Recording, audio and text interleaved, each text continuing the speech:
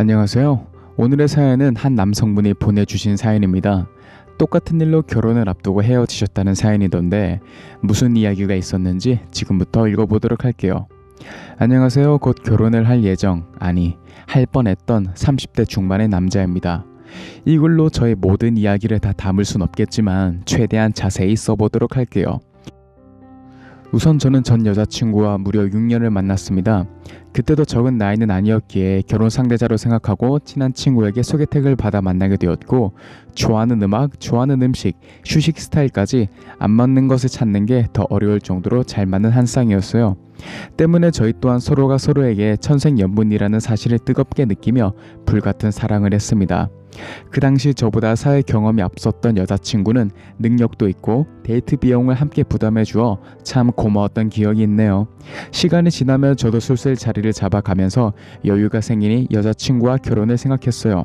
그렇게 프로포즈를 하고 여자친구는 눈물로 답을 했는데 여기서 참 반전이 있습니다. 다들 여자친구가 감동을 받아서 울었다고 생각하실까요? 사실 그 당시 저 또한 그랬는데 너무 오열하며 울기에 왜 이게 울 일이냐며 물어봤는데 여자친구 입에서 나온 대답은 정말 충격적이었습니다. 다이아 크기는 왜 이렇게 작고 자기는 오늘 비즈니스 호텔에 가자기에 오늘은 날이 아니었구나 싶었답니다. 당연히 5성급 호텔에서 프로포즈를 해야 하는 거 아니냐며 다 망했다고 저를 노려보는데 정말 할 말이 없었고요.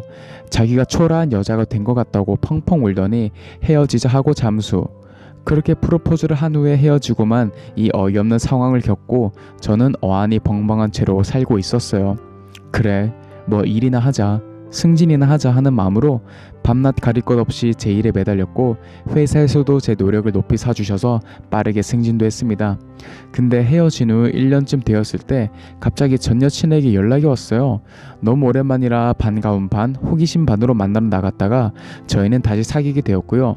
그런 마음은 없었는데 저도 아직은 여친을 넣지 못하고 있었던 거였는지 제 앞에서 엉엉 울면서 1년 동안 보고 싶었다는데 너무 미안해서 연락하지 못했다고 미안하다고 하며 반성 많이 하고 달라지겠다, 술 없이는 잠에는 못 든다 라는 말을 하는데 제 가슴이 너무 아프더라고요. 그래서 여자친구 손을 잡고 그럼 다시 한번 잘 만나보자고 뜨거운 두 번째 연애를 시작하기로 했습니다. 그런데 역시 사람은 변하지 않는 걸까요? 아니, 너무 변한 걸까요? 그렇게 연애를 잘 한 후에 결혼 이야기가 다시 나와서 상견례까지 무사히 마쳤습니다. 아무런 방해 요소 없이 착착 진행되는 준비 과정이 너무 놀랍기만 했어요. 이렇게 행복해도 되나 싶던 찰나 여친이 뜬금없는 선언을 합니다. 나 더 이상 회사에 못 다니겠다. 오늘 퇴사하고 왔다. 앞에 말은 이해가 갔는데 뒷말이 이해가 좀 안 가더라고요. 퇴사하고 싶다가 아니고 퇴사하고 왔다? 아무리 그래도 이런 애 말도 없이 혼자 결론까지 내버리고 통보하는 게 조금 이상했고 불쾌하게까지 했지만 얼마나 힘들면 이란 생각으로 넘어가기로 했어요. 제가 집을 마련하는데 들어간 대출이 꽤 되는 것도 알고 여친은 모아놓은 돈이 딱 1,500이었는데 본인이 너무 적게 가져가니 결혼 준비 부족함 없이 열심히 모으겠다고 한 게 며칠 전이라 참 이해를 하면서도 못하겠는 뭐 그런 상황이었어요. 그래도 아직 사랑하니까 다시 돌아오겠지라는 마음으로 기다렸는데 제게 돌아온 건 여자친구의 무리한 부탁들이었습니다. 가구를 사러 갔을 때 자기는 기관지가 안 좋아서 좋은 가구를 사야 한다며 예산을 훌쩍 뛰어넘는 가구를 멋대로 결정해 버리고요. 물론 계산은 제가 했습니다. 식탁은 무조건 6인용으로 해야 한답니다. 둘밖에 없는데 아이가 태어나도 3명일 텐데 뭐하러 큰 걸 사냐 물으니 뭐든지 큼직큼직해야 좋지 않냐면서 저보고 밥 차릴 때도 큰 게 편할 거라고 하는데 이것도 뭔 소리입니까? 저녁 식사는 제가 차려야 한다는 말이었는데요.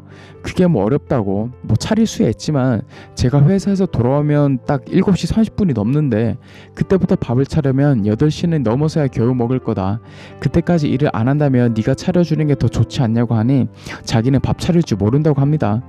요즘 TV를 보라면서 남자가 다 요리한다면서 말이죠.